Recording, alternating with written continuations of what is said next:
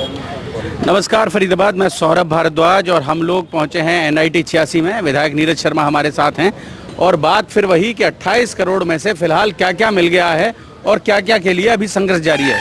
नीरज जी, देखिए 28 में से तकरीबन 14 करोड़ के एस्टीमेट पास हो गए, टेंडरिंग प्रोसेस में है और जिसमें से आप ये मान के चलो लगभग 3 करोड़ 3.5 करोड़ के काम मौके पे चालू हो गए। जैसे आप यहाँ देखेंगे, यहाँ भी आज काम चालू हो गया। नीरज शर्मा के टाइम में ये नहीं है, इस सड़क का भी मेरे से पहले 2-3 बार नारियल फूट चुका है, काम चालू नहीं हुआ और बाकी काम टेंडरिंग के प्रोसेस में है। जैसे जैसे टेंडर लगते जाएंगे वो काम शुरू होते जाएंगे। तो अब इसमें से कितनी फोटो घट जाएंगी इसमें से? देखो फोटो क्या, मैं तो चाह रहा हूँ सरकार पूरे 28 करोड़ दे दे, मैं भी आपकी तरह बढ़िया कपड़े पहनूं, गर्मी आ रही है, आधी बाजू की शर्ट सिलवा लूं और आनंद से रहूं। पर ये भ्रष्ट भाजपा सरकार धीरे धीरे काम कर रही है, सता के काम कर रही है और मुझे बहुत संघर्ष करना पड़ रहा है। नहीं तो 200 करोड़ के लिए भी मैं 54 दिन नंगे पैर चला। ये मेरा काम थोड़ी है भ्रष्टाचारियों को पकड़ना।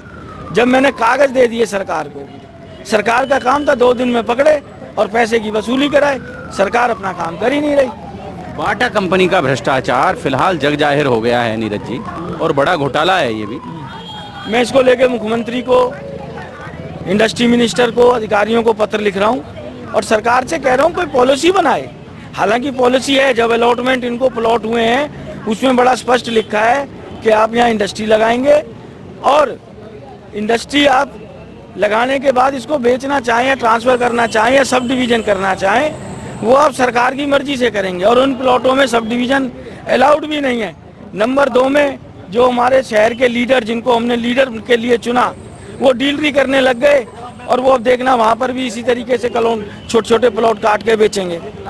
छोटे छोटे प्लॉट काटकर बाटा फैक्ट्री की, और बार बार कहते हैं कि मदर यूनिट नहीं आ रही है नीरज जी, तो मदर यूनिट को लेकर भी तो सरकार को सोचना चाहिए कि वो जगह कहाँ आएगी जहाँ मदर यूनिट लग पाए। जब लीडर ही डीलरी करेंगे तो कहाँ से मदर यूनिट आएगी इस भ्रष्ट भाजपा के राज में। नहीं तो सरकार को चाहिए पॉलिसी बनाए, भाई आप फैक्ट्री नहीं चला रखे, ये प्लॉट आपको रियायती रेट पे दिए, अपने पैसे पकड़ो वापस जाओ। जो दूसरा फैक्ट्री लगाना चाहता है उसको फैक्ट्री चलाने के लिए तो देखना ऐसे ही आइचर को बेच खाएंगे किसी दिन। और सबसे बड़ा दुख है जो हमारे लीडर हैं वो ये खरीद फरोख्त में संलिप्त हैं, ये सबसे ज्यादा शर्मनाक बात है। फरीदाबाद कमेंट करके हमें जरूर बताएं वो कौन सा लीडर है जो फिलहाल इस शहर में प्लॉटिंग में व्यस्त है और बाटा कंपनी, जैसा कि वो कह रहे हैं कि बाटा कंपनी को प्रॉपर्टी डीलर्स मिलकर बेच देना चाहते हैं। जोड़ेंगे आपको शहर की ऐसी ही और महत्वपूर्ण खबरों के साथ। बहुत बहुत धन्यवाद।